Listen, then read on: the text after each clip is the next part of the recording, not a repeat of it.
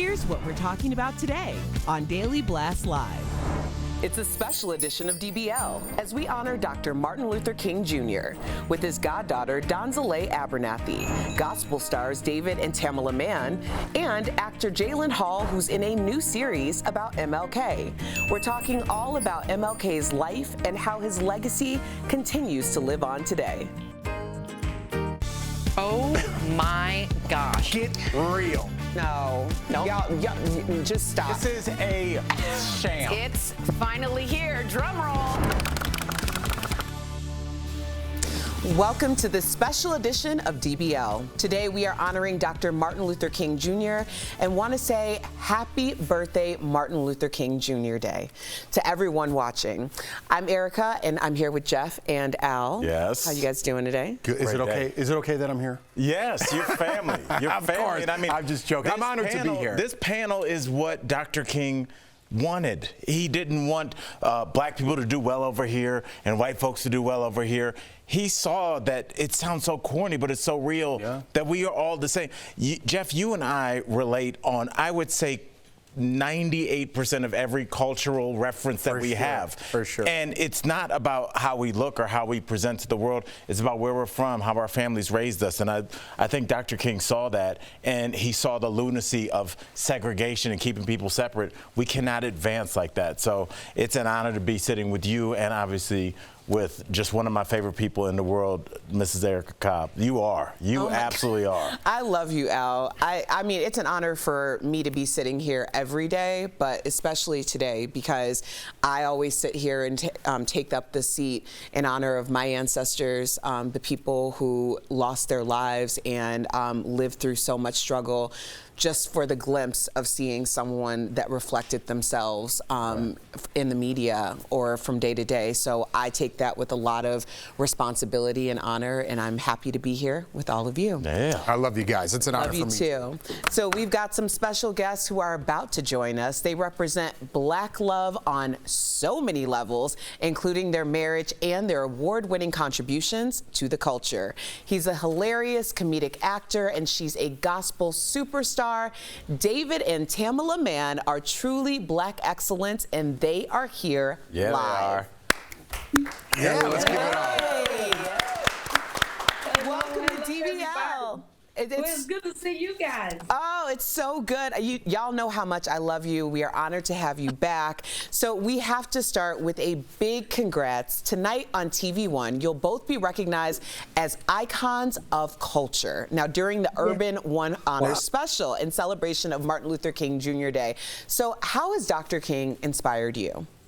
Oh my God, to me, he is the ultimate sacrifice of him in his life and what he was called to do, his ministry. And by us being in ministry, you know, coming up in church, it's just to see it, just to make the whole turnaround. Like Al was just saying, to see how it was working together. You know, for me to go through the adversity that he went through and still try to live a life of peace through all of that and try to be inspirational and bring hope.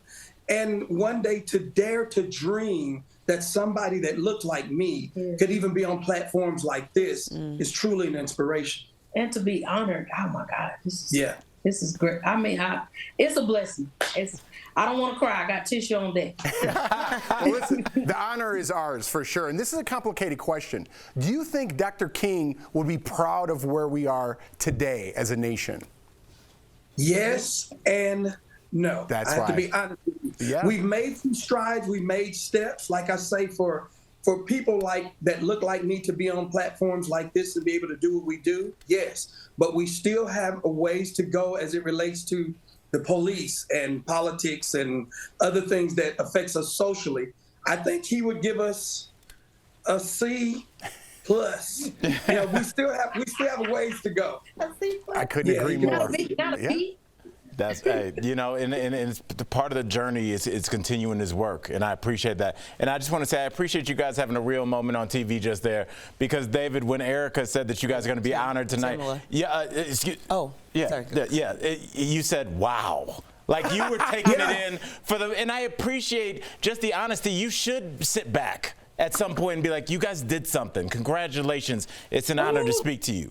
So with You that, know, when you're doing it, you don't realize when they call and say you're going to be honored as icons of the culture, and we both look like, for what? And I realizing we've been doing this for 30 years, and our whole goal to get in this was to take care of our family and serve. We're servers, so it just feels it's a great blessing. But I mean, well, you did it, and we want to talk. Your marriage has lasted in an industry where the odds are against it, quite frankly. So we need to all know. I'm divorced, so I need to know what's your secret. Please. What's your secret? It's not a secret. I like him. I'm in love with him, and he is my friend. And we started out as best friends. We started out as friends, and we became best friends. And it just grown, and our friendship has helped our relationship survive and thrive. And I mean, I'm still enjoying his company. He still gives me goosebumps. I told her after 30, this is 35 years now. April will be 35 years. It's getting gooder and gooder. We're empty nesters now. We go and come as we please. Right. If we want to get up and go to the kitchen butt naked, we can. Yeah.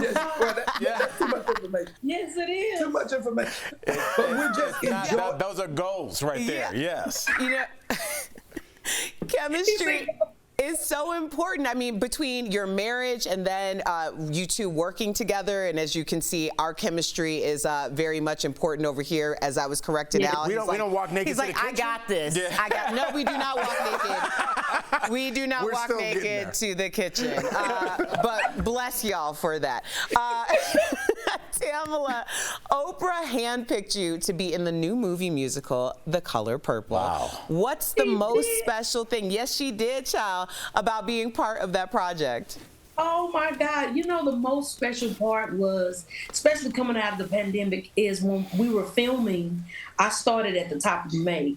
She hadn't been out of her house. So the most special part for me is for her to fly and to be with me, taping, and to even fight for me. That was, you know, those are a couple things that I'm forever grateful. I'll just forever be grateful. She told her, oh, Tamala, man, let me let you know. I came out of my house only to come and see you do this right now. Yes. And I'm going back in. And I'm going back home. She told me I probably shouldn't be out here. I was like, you're going to be fine. She was like, I'm going to be fine. I was like, yes, you're going to be fine. So it was such a great honor. And just working with the whole cast, it's just going to be great. I'm just excited for everybody to see everything come together. Well, we're excited to see it. You know you made it when Oprah came out of her house, child. Just for you. Because Oprah was like That would bankers be on my for website. 2 years, Yeah. okay? I want to thank you. I want to thank you both for joining us, David and Tamala. You guys are awesome. Catch them both tonight on TV1's Urban One Honors. Also, check out Tamala's clothing line at tamalaman.com. Thank you, guys. Thank So you. much. Thank God you. bless you guys. God bless you guys. God bless you too. Coming up on this special edition of DBL, we talk with Dr. King's goddaughter. She's sharing special childhood memories and telling us how she's dedicated her life to racial activism. Plus, our interview with young actor Jalen Hall, who's starring in a new series all about MLK. It's a new year, and DBL is all the talk. Let's get it going. We had a lot to talk about last year, I'm flexing every day. and we're not stopping in 2023.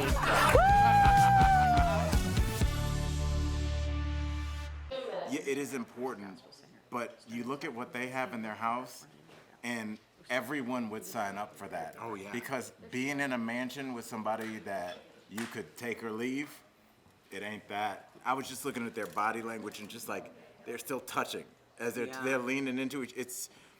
They're these couples, and sometimes I think it's what all these dating apps are for, and all these movies, rom-com. Everybody wants that. They want to just be in the house with the only person on the planet that they feel, you know, gets them better than anybody else, and it's so hard to find, and that's why everybody's chasing it, you know. And you guys have it. I mean, it's really dope. Maybe they have it a little bit more. No, I'm just kidding. But I mean, after 35 years, it comes through the screen. You know if you're faking it. You know if they had a fight right before that. Right. They're happy. They're proud where they're at. And I mean, that is the goal, right? Right. The happy. We're empty nesters. We walk in the kitchen now to say that free and just everyone laugh about it. You know what's funny? That's it. They said that. They were like, you know, I walk in the kitchen and we're naked. But I thought about Bernie Mac, the Chicago great comic, my favorite comic of all time. And he has that great sketch, one of my favorite of all time, where he says, when he took in his sister's kids, but he said before that, him and his wife were empty nesters. He's like walking around the kitchen, we were naked, good living, good living. It's like one of my favorite, only Bernie could deliver that joke. It's just, but that's what it is. It's just like when you guys look and you're like, we did it. Our kids are out. They're launched in the world. And now let's have a margarita on our porch and talk about whatever we want. I think there's something too, we have to go quickly, but being friends before you get in a relationship. I don't know how much that contributes, but that's how me and my wife started. And I think don't that's know. the way to go. We kind of we got a good thing going. We got a good thing going. Yeah, I'd say so. Thank you. 15. No problem. Thanks, Mark. Thanks, Mark.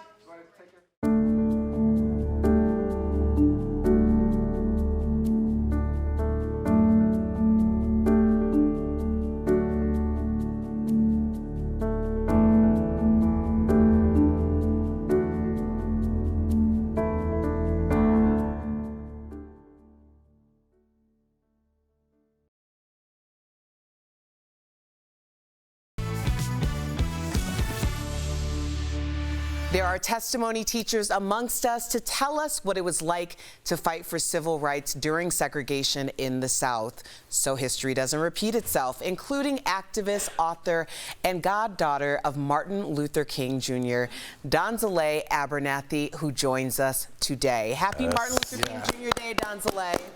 Hi, how are you? Happy Martin Luther King Day to you. We appreciate you. Welcome to DBL. Yes. We can't kick the day off without me asking, Donzale, what is your favorite or fondest memory of Dr. King? Oh my goodness, I have so many memories of him. One that I love so much is that, he loved to play Monopoly. That was our game, and this is the way they were going to teach us how to count money. And so his oldest daughter, Yolanda, was my sister's best friend. And so on Friday evenings, when we were at our house, we'd have the Monopoly table on the coffee table, and we would count money. And he was always telling his oldest daughter, oh, no, you need to put a hotel there on Park Place. And I was playing by myself, my sister by herself. My dad, he wasn't as playful as Uncle Martin. And I would always say to Uncle Martin, you're cheating. He was like, no, I'm trying to help her win. Uncle Martin used to like for us to jump up and down on the bed, in his bedroom. That's where we learned how to do that. And Uncle Retta would come in and she'd start to yell, and we just loved that Uncle Martin would say, leave these children alone. He had that voice, and I just loved it. Just hearing you refer to him as Uncle Martin, these people that we read about and learn about, they're these titans, but you forget that they're somebody's uncle and somebody's fun best friend and somebody that was a complete and whole person. And I appreciate you filling in all these gaps that we could just never get anyplace else. Yeah, and you talk a lot about, obviously, you were a child during Jim Crow laws in the South. What do you remember most about segregation?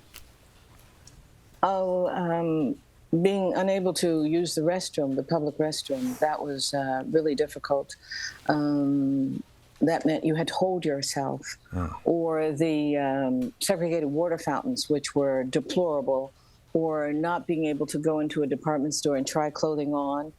And I remember that we couldn't go to the lunch counters, and finally we got to go to the lunch counter at Rich's department store in downtown Atlanta. But Donzale, honestly, thanks for sharing these stories, to give me an insight personally. This wasn't 10 generations ago. This was happening a generation ago, right? You've walked through these. So thanks for sharing the stories on such a special day. Making MLK Day a national holiday was actually your father's idea. So how do you celebrate?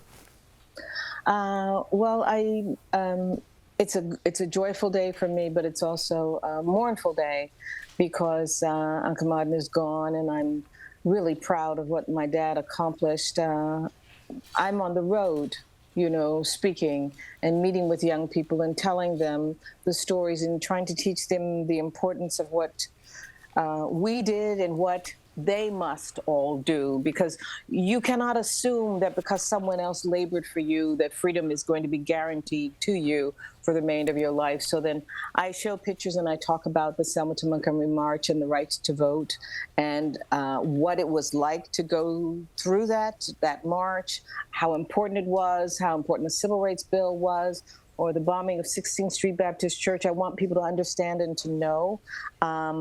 and that we have to be of service to humanity. You know, we cannot take for granted our freedom, because we could be where we were in Reconstruction and have it taken away again.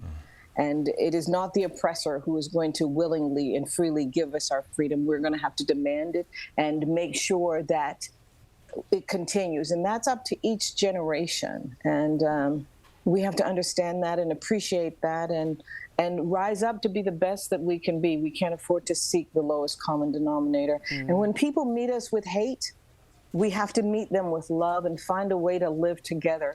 If we don't live together in peace, we will all perish together as fools. Very true. Ms. Donzelay, Queen, matriarch of the culture, thank you for your testimony, for joining us on Martin Luther King Jr. Day today. It has been an honor and a privilege. Absolutely. Take care of yourself. We appreciate you. Thank you. I appreciate you all. God bless you all. God bless you as well. We'll be right back. Thank you. Reflecting the dream. DBL celebrates Martin Luther King Jr. Day.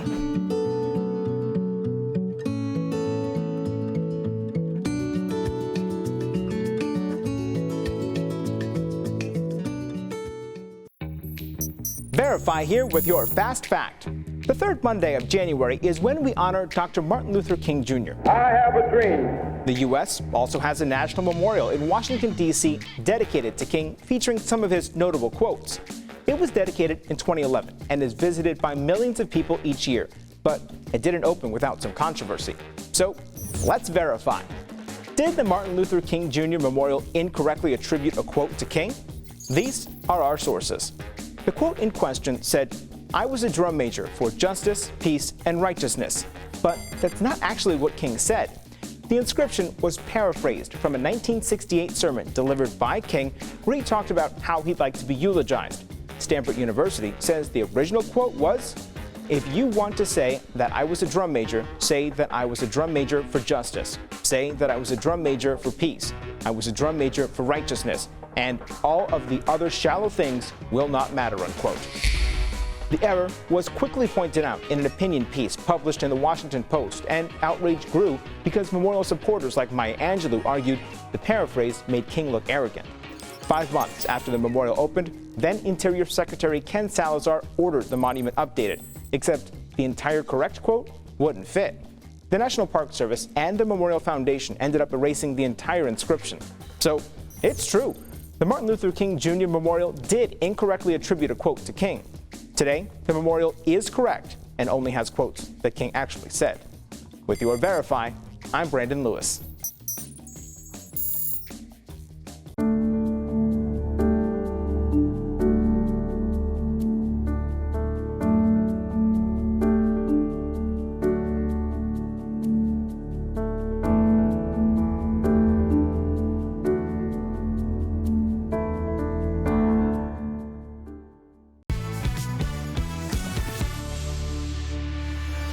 Welcome back. We're continuing our discussion of Martin Luther King Jr. I've got a few questions for you all to consider, and folks at home, you can join us too. So up first, what do you think MLK Jr. would do or be most proud of in today's society? Jeff, you want to go first? I will, because it kind of relates to what I asked David Mann, right? We have come so far, but yet we have so far to keep going, right? So I think he'd be proud of what we have done since his death. We have come a long way, but I'd give us a C. We have such a long way to go. Yeah, we do have a long way to go, but I have to remind myself of this almost more than anybody else. Jeff, you have kids, mine are a little bit older than yours. I look at the younger generations, and that's what gives me, I feel like each generation pushes the ball up the hill as far as they can. And I look at this younger generation coming, they are so much more inclusive, so much more focused on mental health, so much focused on connecting with people that absolutely do not look like them, that absolutely do not have their same backstory. The world is more open than Martin Luther King could have ever dreamed with the internet, and that's given good and bad things. But our kids know so much more. What did Louis Armstrong say? They'll know so much more than I'll ever know. That's where my kids are now. And so I can't imagine when they're 30. I can't imagine when Lawson is 38, like what he'll know and what will be just so routine to him. So I hope that we understand that for as much as we have our perspective about the future, there's a generation or two coming underneath us that are going to be even better than us. So it's exciting to see where they'll go. I think that's so important to talk about the kids, the children being the future, because they are so much better at this than even our generation has been. And the generation before us, I think it's a very interesting dynamic because our parents lived in the Jim Crow South. Yes. You know, we were brought up by people who experience institutionalized segregation. So our ways of survival and thinking are very different than the generation below us, but they have an ability to galvanize, and they're worldly, and they understand outside of their immediate circles and communities. So when you're kind of giving a score to the totality of the demographic who's able to communicate in this way, I would go a little bit further than a C+ and go with a B-. There we go. I'll take it. Yeah. That was me in high But we have school. to account for the children. Right, that's right. They are the future. Let them lead the way. B- was an A to me, bro. Well, here's another question for you. What do you think he would be most surprised to hear that we are still fighting for today? Man, I think it's kind of the same thing, that halfway point, right? There's some things that probably he thought we'd accomplish for sure in the next 5-10 years, and it's still happening today, right? There's still open racism out today, and you think when in his time, that would be gone. That'd be gone by now. But I do want to point out that again, I listen to a lot of inspirational stuff, and a lot of his sayings from way back when still have such a great impact on me and how our world works today. Right. So I want to give him that credit. Yeah, you know, I think that he'd still be most surprised that our institutions are still pushing back in terms of it's still hard to get a small business loan as a black person. It's still hard to get, you know, there was this thing just this last year about realtors not pricing black homes at the same appraisal value. Redlining. Redlining the distribution of wealth not being equal, but in a capitalistic country, you're going to have to almost force some things to happen. But overall, I think, like you said, Erica, we are doing better. The idea that my son thinks that he can go and knows that he can go anywhere in the world and that his parents will support him if he comes out as gay or trans, he knows that their support, and there probably wasn't as much of that in the 1960s. So we are evolving in all facets, and it's not just white folks, it's not just brown folks, it's everybody changing our thinking and understanding there's literally 8 billion other people out there that have other experiences. So just trying to incorporate those and move forward. I would have to say remembering Selma and the idea of the relations between our police officers and the black community. So yes, we'll be right back. Reflecting the Dream. DBL celebrates Martin Luther King Jr. Day.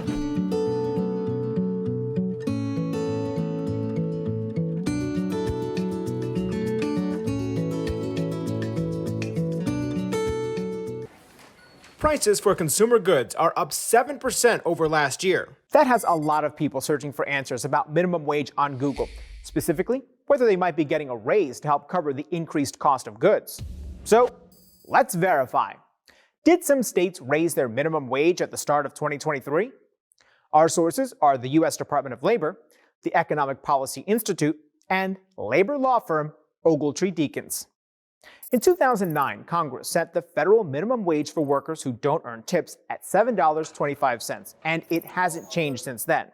States are free to set a higher minimum wage. 30 states and D.C. all have laws that do that.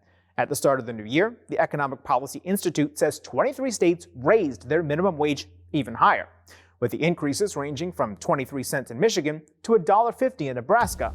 So, yes, some states did raise their minimum wage at the start of 2023. Local governments can also set their own minimum wage. EPI says workers in 27 cities and counties also saw their wages increase at the start of the new year. With your Verify, I'm Brandon Lewis.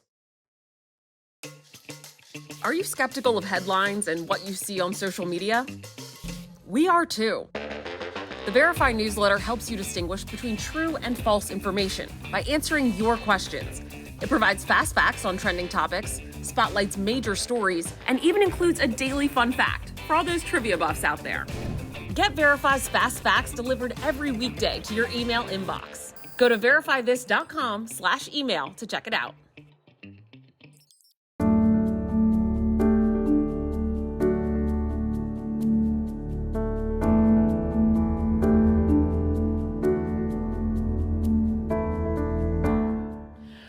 What Martin Luther King Jr. means to me, as especially a Black woman in media, is the chance to be in a position of amplification for people who look like me. Obviously, this is very new to our culture, and I take the responsibility of sitting on this panel very seriously, because I understand that I am a reflection of the legacy that's before me, and a lot of that legacy stems from people who were brave and powerful and agents of change like Dr. King.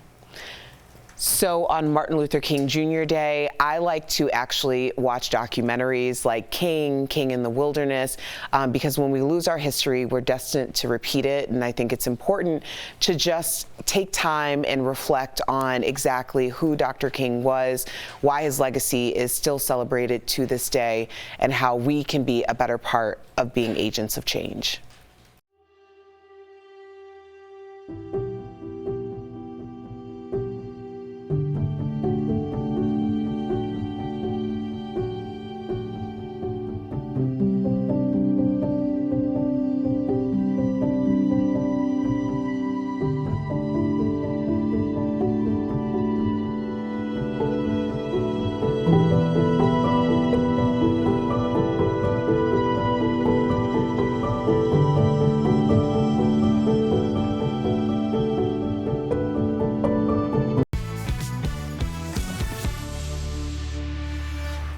Welcome back. Martin Luther King Jr. Day has become recognized as a day of service. So we have put together some ways that you can celebrate the day in a meaningful way. They include educating yourself on the civil rights movement and by reading some of Dr. King's books. You can also talk to older family members, which is what I love to do, about their own lived history. Support groups that fight racial injustice, and by supporting Black-owned businesses. Yeah. How will you be celebrating today? Today, I'm just going to talk to my kids. We always FaceTime if they're not with me, and we talk about it, because they're learning so much in school and they want to see what their dad knows. So it's fun. Well, there's more to this to come on this special day, MLK Day episode of DBL. We're talking all about the impact that MLK has had in TV and film throughout the years. Plus, young actor Jalen Hall tells us all about his new project in a series about MLK's life. The buzzy medical news kickstarting 2023 touts research about water, generating posts and headlines proclaiming a new study finds drinking water can make you live longer. We verify by going straight to the sources, the study the news is based on, and the National Institutes of Health. So the actual study findings aren't directly related to water consumption, but instead serum sodium levels. That's how much sodium is in the bloodstream, which the NIH explains tends to rise when fluid intake goes down. The study gathered health data from more than 11,000 adults over 30 years and concluded adults with higher than normal sodium serum levels are more likely to develop chronic health conditions like heart failure, stroke, chronic lung disease, and dementia. Participants with higher sodium serum levels also show more signs of biological aging, essentially meaning their body systems deteriorated more quickly. The study also found adults with consistently higher sodium serum levels were more likely to die at a younger age. However, researchers note it's a bit of an oversimplification to say all of these outcomes are caused by not drinking enough water, or that they could be avoided by drinking more water. More research is needed to confirm that link. So no, the study doesn't say finishing that giant jug of water will definitely extend your life. However, the NIH explains this research is still useful in concluding it's important to pay attention to your fluid intake and know the ways not having enough fluids could impact your health. With your Verify, I'm Abby Larico.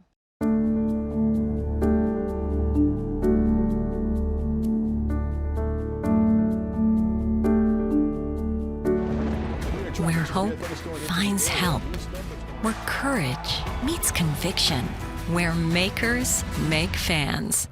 We are Tegna, a family of local and national media brands that bring us together, serving the greater good of our communities.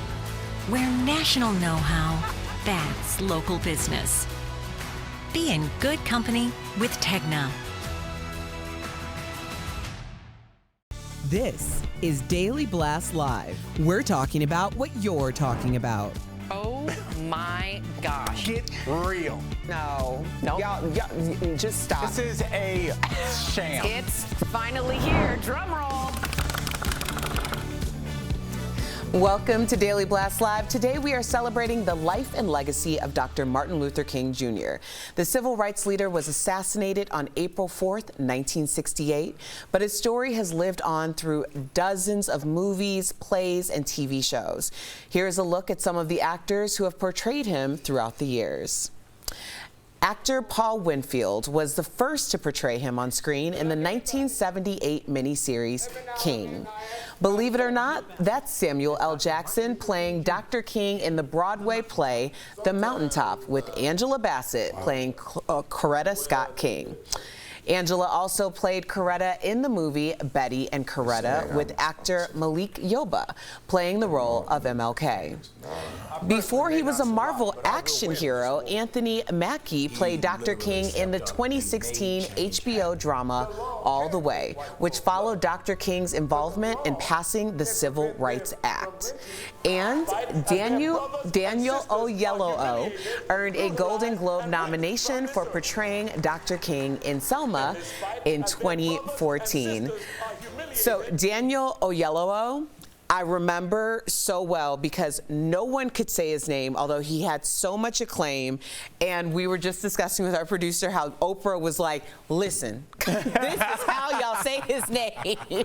And now we know. Yeah. Yes. That's just, my buddy Omar was in Selma, and I remember like him telling me that he got cast in that, and just like watching him on TV, it's like weird to watch history, but in the present. So that was a weird anecdote, but it was just so much pride to have a friend that was attached to something like that. And I would suggest that anybody that wonders like what the struggle is all about and what real activism means sometimes, the March on Selma, you think about being in trouble, Jeff, Erica, and having to call the police because people are after you. They were getting off the bus and the police were there, and they were against them as well, with canines, with mace, with batons, with fire hose, and they still got off that bus and followed through on their mission. And we talk about it, we look at it a lot on TV, movies. I just don't know, and I would hope that I have that in me as well. But the courage that these people that were just regular, they didn't look like The Rock. These were 40-year-old women getting off there, knowing you're about to be brutalized, but it meant so much to them. So I hope when we watch this with the context of like, there was no app to tell people, hey, come down here, I need help. Sometimes you were just in the deep South in a lot of trouble, and they still got off that bus, and I'll never forget that, and I'll never stop being appreciative of that.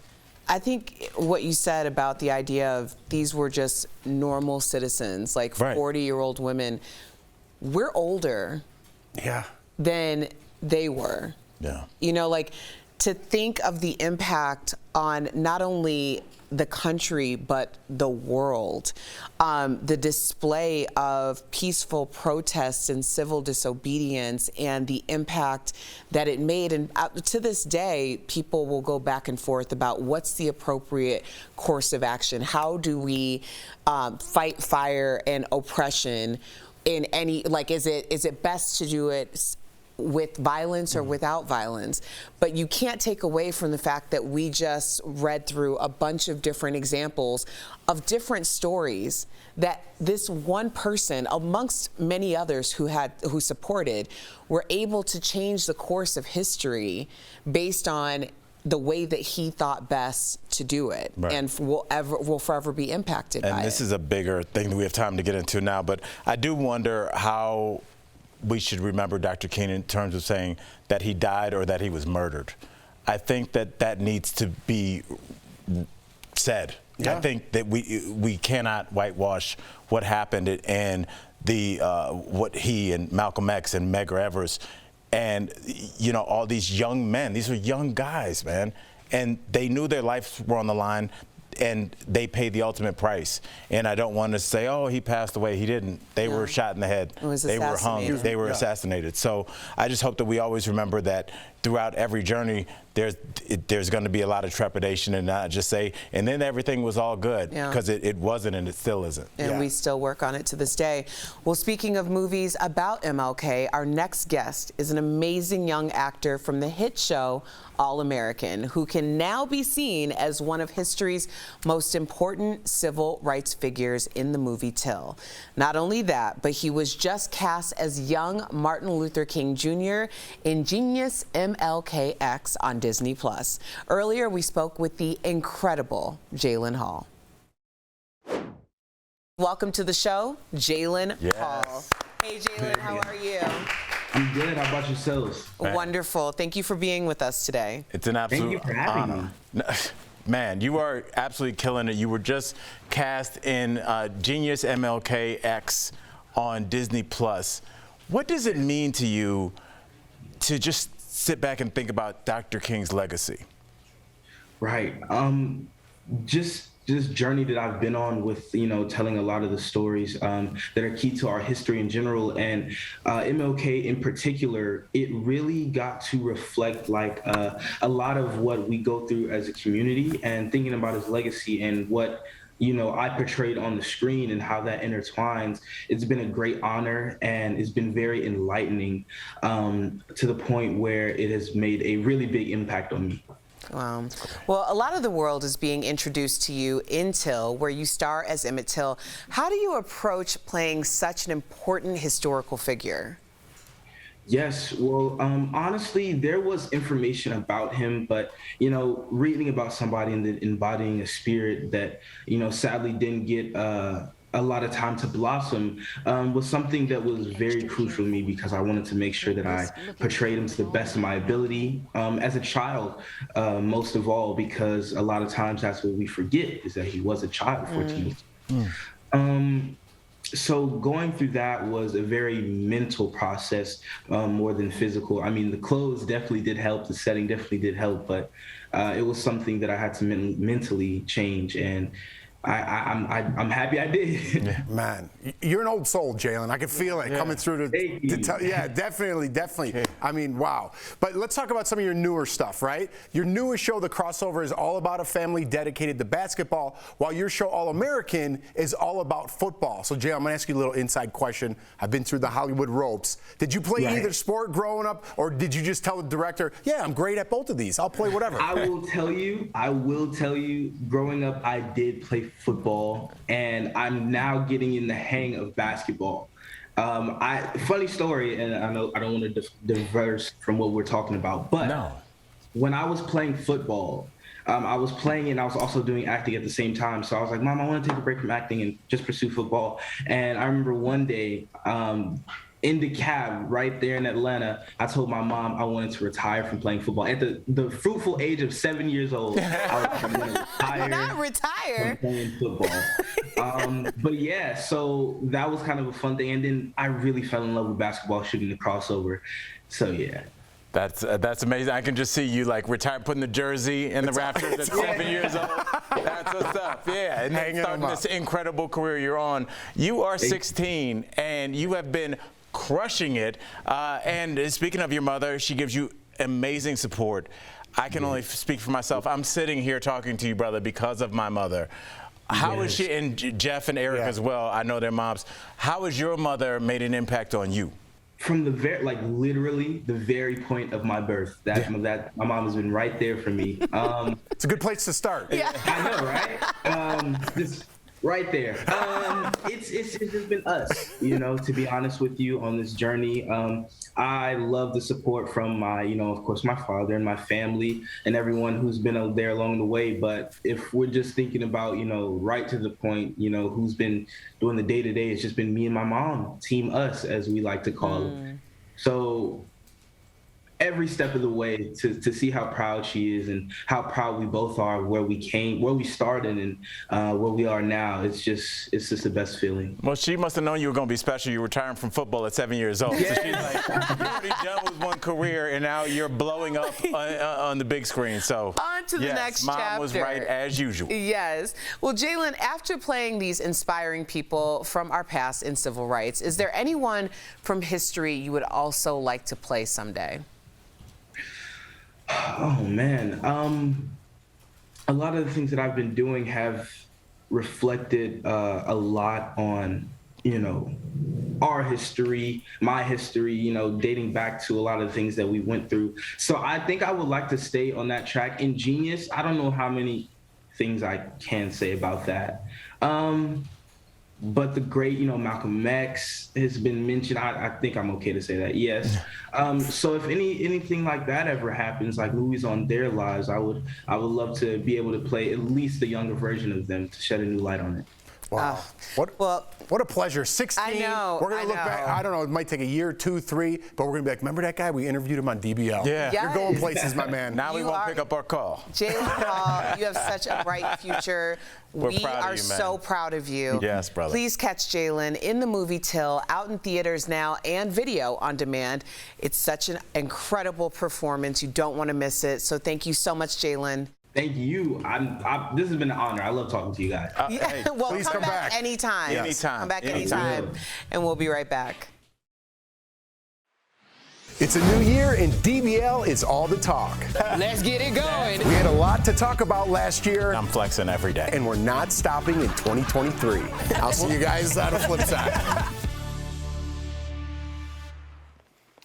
All right, so I don't know if people really recognized Jalen, but that kid, I'm telling you right now, you could mark it down. It's not a big prediction. That kid's going to be a big star. Oh, for sure. Big star. Yeah. If he already is, but I'm telling you, that kid's going places. The way he acted before the interview, whatever. It's nice to tell some behind the scenes. Right. He had on like a gray shirt. He goes, "Excuse me, can I give me 3 seconds? I'm just going to change into something nicer." And he put on that shirt. Super respectful. That plays such a big part. People don't think that's part of Hollywood, but being good to work with is a huge part, and that kid's got all the tools as an actor as well as respect. He's humble, he's good looking, and that was talented. That was the first thing I thought about when I thought about that interview, was just him asking to change his shirt. Yeah. Polite. There's a way to go about life, and I think a lot of times, especially, I wouldn't say pre-internet, but like if you don't have, sometimes life has to knock you around a little bit, and you get those lessons around in your late 20s, hopefully. He already has, so it's like, if you don't have to go through the rough years, if you're already starting now from here with that knowledge base and that kind of gravitas, I'm just excited. I feel like we're going to be interviewing him 5 years from now, and it's just going to be more Emmys, and we got to keep up with that kid. Yeah, I know, we got to keep up with him and make him a friend of DBL. What a kid! What skill set! I just I keep thinking about our kids and just how blessed we are and how respectful they are. I meet when I see your kids out, when you're with them, when I'm with my kids, sometimes I'm like, it sounds bad, but I'm like, what is wrong with you guys? Like, they're so well behaved. I'm like, listen, they're not always like that, but being respectful and my kids having that, it's, look at what that kid, look at what that, just the respect alone. He's talented, but just the person he is makes you want to talk to him, makes you want to work with him. So I want my kids to be that, whether they're talented or not. It's an energy have respect. thing. Yeah. Well, they'll be talented in whatever way. I don't know. We're still working on that. Oh.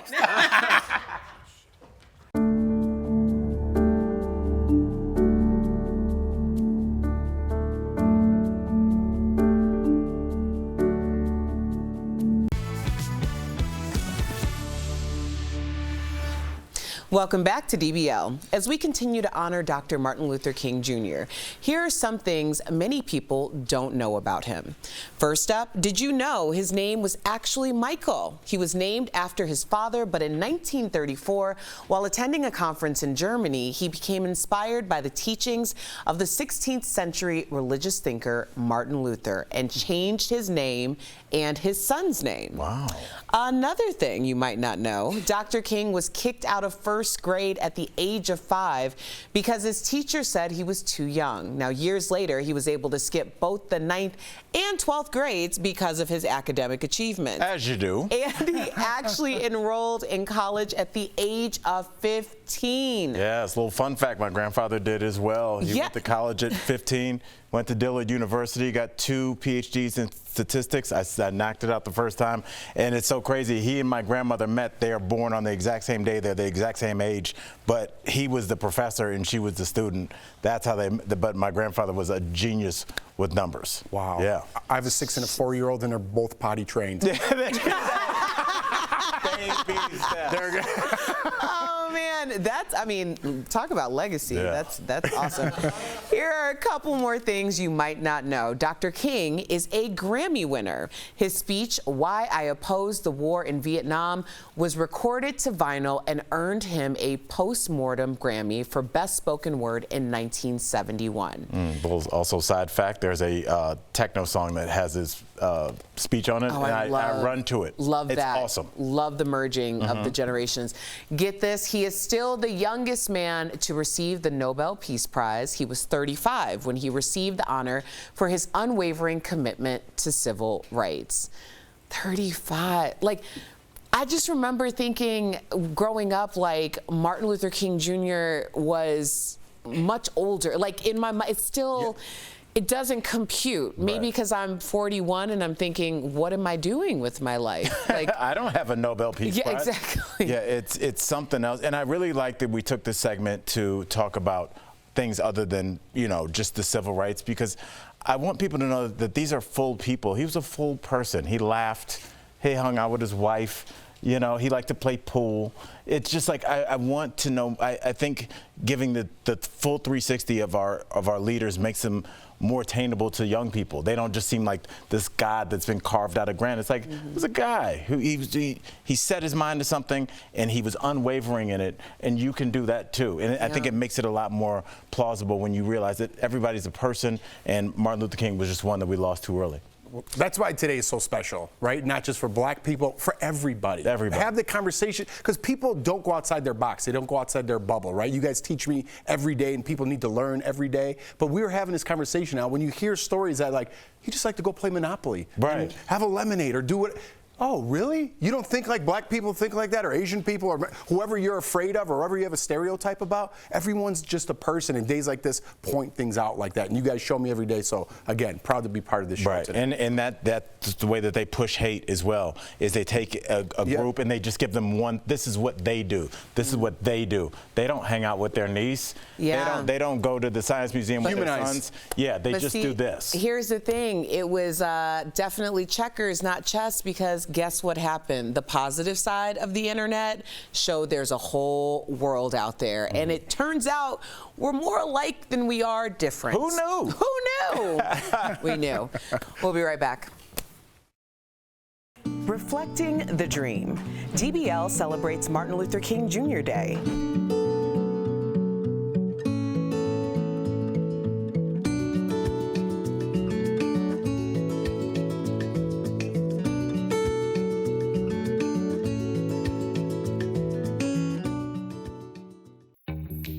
Verify here with your Fast Fact. The third Monday of January is when we honor Dr. Martin Luther King Jr. I have a dream. The U.S. also has a national memorial in Washington, D.C. dedicated to King, featuring some of his notable quotes. It was dedicated in 2011 and is visited by millions of people each year, but it didn't open without some controversy. So let's verify. Did the Martin Luther King Jr. Memorial incorrectly attribute a quote to King? These are our sources. The quote in question said, "I was a drum major for justice, peace, and righteousness." But that's not actually what King said. The inscription was paraphrased from a 1968 sermon delivered by King, where he talked about how he'd like to be eulogized. Stanford University says the original quote was, "If you want to say that I was a drum major, say that I was a drum major for justice. Say that I was a drum major for peace. I was a drum major for righteousness. And all of the other shallow things will not matter," unquote. The error was quickly pointed out in an opinion piece published in the Washington Post, and outrage grew because memorial supporters like Maya Angelou argued the paraphrase made King look arrogant. 5 months after the memorial opened, then Interior Secretary Ken Salazar ordered the monument updated, except the entire correct quote wouldn't fit. The National Park Service and the Memorial Foundation ended up erasing the entire inscription. So it's true. The Martin Luther King Jr. Memorial did incorrectly attribute a quote to King. Today, the memorial is correct and only has quotes that King actually said. With your Verify, I'm Brandon Lewis.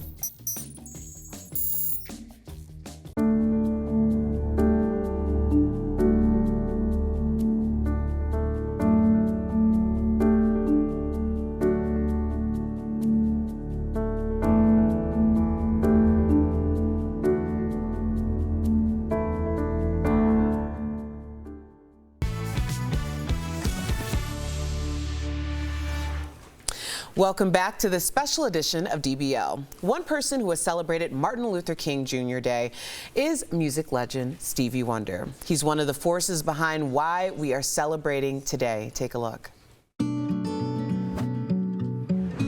Reflecting the dream, DBL celebrates Martin Luther King Jr. Day. If Martin Luther King Jr. was alive today, we would be celebrating his 94th birthday. The iconic civil rights activist was only 39 years old in 1968 when the world lost him as a leader.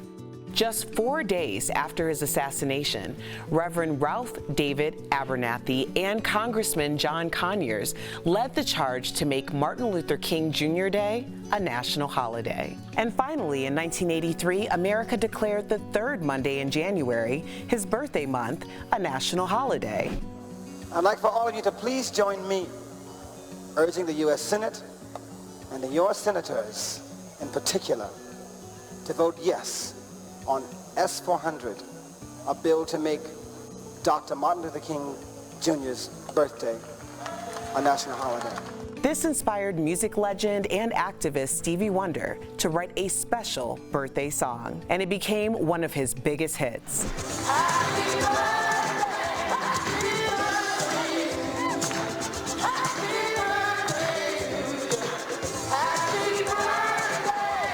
Stevie used his song Happy Birthday to popularize efforts for this day to be observed by all Americans.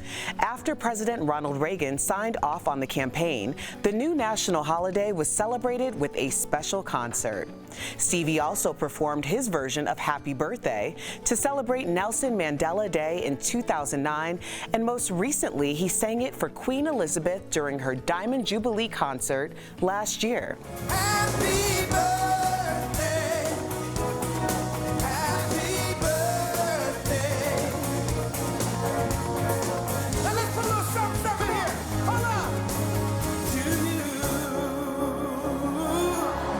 This song not only celebrates the vision of Martin Luther King Jr.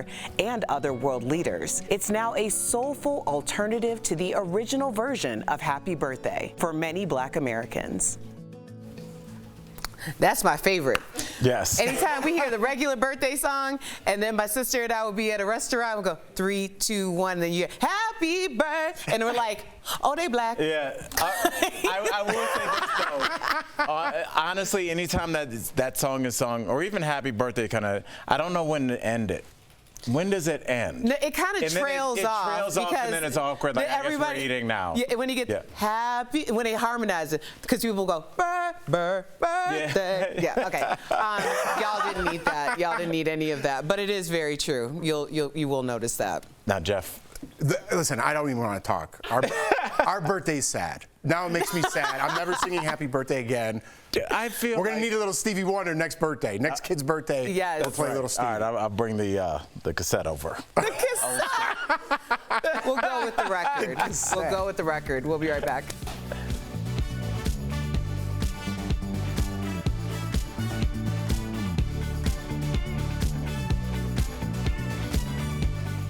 As you try to get rich quick, be careful because scammers may be trying to get rich off of you.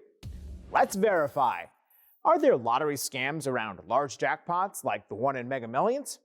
Our sources are Mega Millions, Powerball, the Better Business Bureau, and the Federal Trade Commission. Scammers have a history of targeting people who play lottery games, including Mega Millions and Powerball. On its website, Mega Millions warns of one particular tactic, A phone call, text, or email informing that you've won and asking for either payment or your personal information to claim the prize. And you don't have to buy a ticket to be scammed. Mega Millions also warns scammers could claim to be past winners looking to share their money in exchange for information.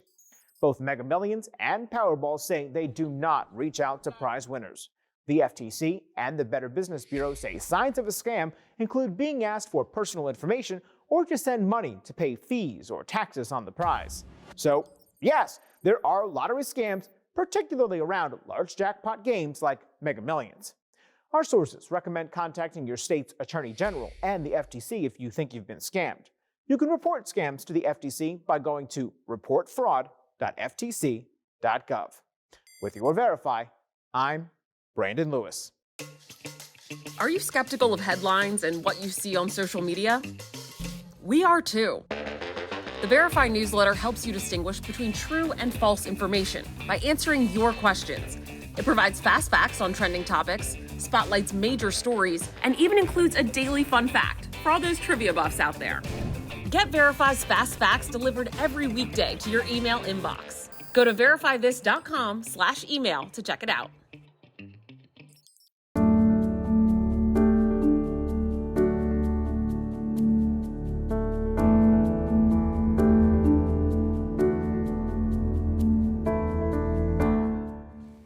Hey, DBL Nation. When I think about Dr. King, I think about one thing, an unwavering belief in an ideology that at the time wasn't popular with everybody. He stuck with it from when he was born to the day that he was taken from us. When I think about Dr. King's legacy, I feel like the best way for me to learn about it is through my children. Every year, I explain a little bit more about who he was in the time and period in which he existed. He's in my heart, and it's an honor for me to pass him on to theirs.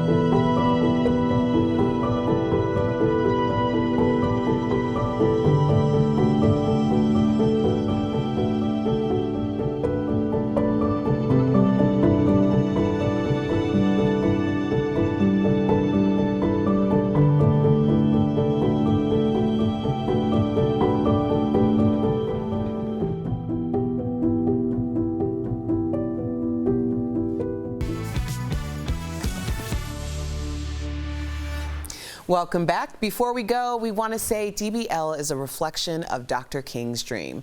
Because of him and all of our civil rights heroes, we are able to come together every day as a diverse panel and have real, honest conversations with you, our DBL Nation. Again, we want to wish everyone a happy MLK Day. I love this. I love it so much. I love y'all. Yes, I love you guys, and thanks for letting me be a part of this. Yeah, your family, family, bro. Nothing short of that. DBL is new every day. We'll see you tomorrow, same time, same place.